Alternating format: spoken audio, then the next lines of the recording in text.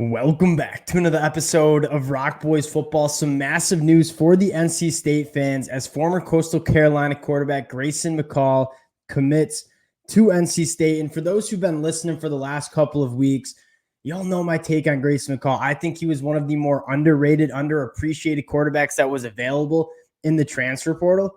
And I think NC State got a phenomenal quarterback. And just starting off with Grayson McCall and his body of work. At over 10,000 passing yards, 88 touchdowns to only 14 interceptions, all with a 70% completion percentage during his time at Coastal Carolina. Also added 1,100 rushing yards with 18 rushing touchdowns. You could look across the country. You're not going to find many quarterbacks with the production and the experience that Grayson McCall is bringing to NC State. And for NC State fans, what has to excite you the most is this is a team that went 9-3 last year. And I think that would surprise a lot of people. Complete Dave Dorn-esque, going under the radar, just winning football games, all with quarterback play that was not very good. When you take a look at the quarterback play last year, a 57% completion percentage between MJ Morris and Brennan Armstrong. That was 91st in the country. And then you look at yards per pass, 6.6 yards per pass. That was 93rd in the country. So this offense was not pushing the ball down the field very often, and they weren't completing a lot of passes. I mean, it was not very good. Adding Grayson McCall to this offense with some young guys like Kevin Concepcion, I mean, has to fire up a lot of NC State fans in terms of what this team can be heading into 2024. I want to talk a little bit about Grayson McCall, talk a little bit about the additions NC State has made in the transfer portal thus far. Before we do, just want to say thank you to you guys. It has been an absolute blast covering the transfer portal, talking about all the new additions. The amount of support you guys have shown the boys, it's been absolutely amazing. Cannot thank you guys enough. Your support allows us to do this, so can't thank you guys enough. If y'all do enjoy the content, consider subscribing to the channel. And without further ado, let's get into Grayson McCall. And again, one of my favorite quarterbacks that was available in the transfer portal. We were just talking Florida State the other day, and I said they should be giving Grayson McCall a look. He was down at UCF, so get him into Tallahassee. This is a quarterback that kind of has everything you want. But what I love most about Grayson McCall is he's extremely accurate. I mean, going back to his heydays, last year at Coastal Carolina, they had a change in the offensive scheme, you would say. And Grayson McCall didn't look as comfortable. But you look at when Grayson McCall is firing on all cylinders, he's extremely accurate.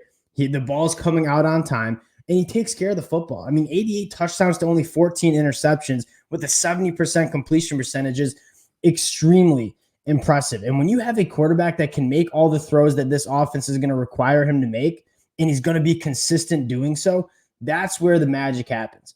I mean, last year, whether it was MJ Morris, whether it was Brennan Armstrong, the consistency simply wasn't there. I mean, throws that needed to be made were not being made. And you take a guy like Grayson McCall, and whenever you have a guy who's open, and Grayson McCall is going to put it on the money, it's going to come out on time, it's going to come out accurately. And that's kind of what was resulted in Grayson McCall putting up the numbers he has had at Coastal Carolina the last couple of years.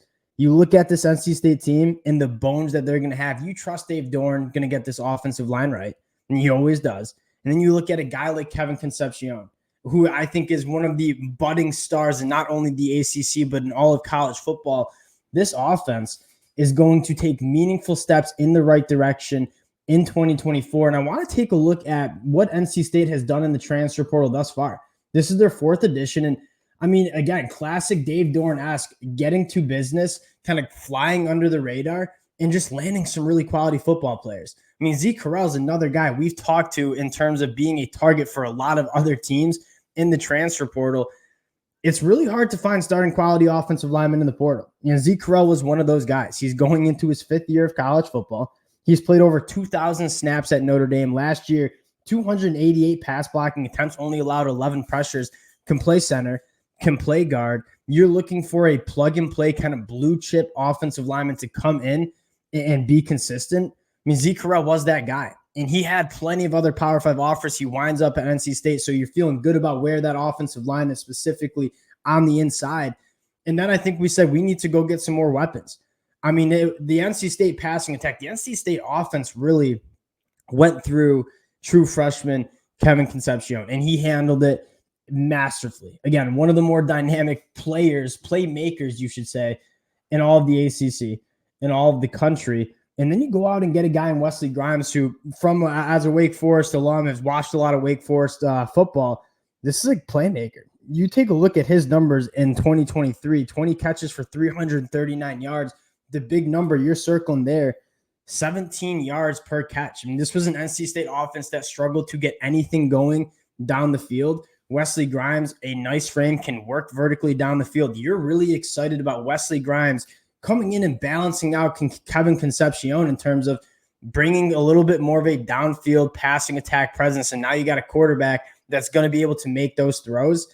You're looking at this offense, and you got to be really excited about what it's going to look like in 2024. Now, there are a few more additions that I would like to see NC State make, and it's going to be on the offensive side of the ball, specifically at that running back spot. It wasn't good enough. I mean, the rushing attack for NC State last year, you go back and look at the numbers, and I don't need to tell NC State fans who watched every Saturday, there was not enough production. There wasn't a playmaker in that running back backfield. You had a lot of guys hit the transfer portal at that position. Got to go out and get a running back who is going to provide some juice. A guy like Dylan Smothers, NC State fans who follow the recruiting trail, he was trending to NC State. Oklahoma comes in and gets that commitment. Trending to NC State in the transfer portal is a guy that was really coveted coming out of the high school ranks and would be that kind of guy that you're looking for in terms of a running back in that backfield to provide you a little bit more consistency in the run game. Again, going back to some of the numbers you saw for NC State, Brennan Armstrong was their leading rusher. It had twice as many rushing yards than any other player on that football team from the running back position. They didn't have a running back that they consistently could go to that would be consistent and make those plays. And Dylan Smothers, having 1 year at Oklahoma, could come in and maybe be that guy.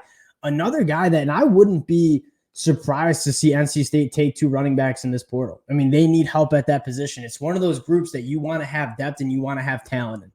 Jordan Waters from Duke has hit the transfer portal. A little bit more of a different style of a back, 6 foot, 220 plus pounds bruiser.